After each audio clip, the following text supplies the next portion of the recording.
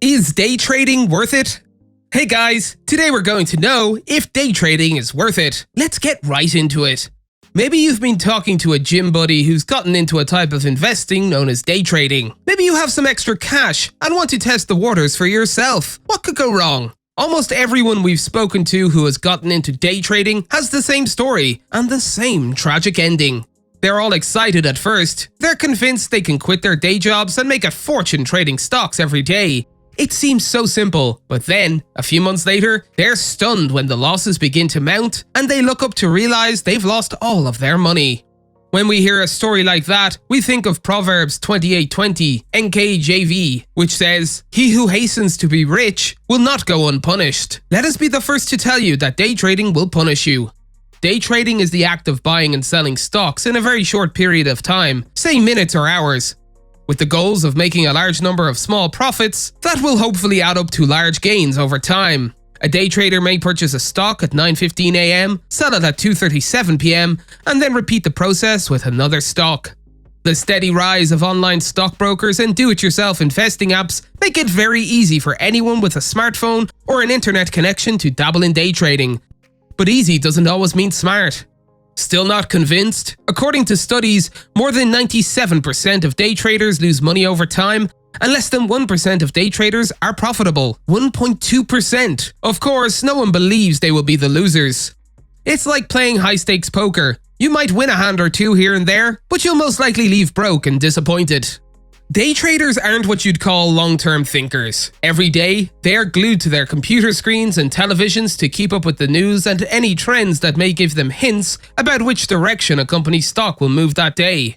Many day traders buy and sell stocks in response to current events, which can range from quarterly profit reports to product launches or major announcements. They are preoccupied with what is happening right now. Other traders may employ sophisticated algorithms or analyze charts to determine the best time to buy or sell. A day trader attempts to profit in one of two ways. If a day trader notices a stock moving higher or believes it will move higher that day, they will buy the stock and then sell it once its value has increased. However, if the stock's value falls, they will lose money when they sell it. It's pretty simple. On the other hand, if a day trader suspects that a stock will fall in value that day, they may attempt to short sell it. That's just a fancy way of saying bet against the stock. When someone sells a stock short, they profit when the price of stock falls. With either strategy, day traders are hoping that the stocks will move in the expected direction. They are not concerned about the stock market's short-term volatility. Instead, they intend to capitalize on it.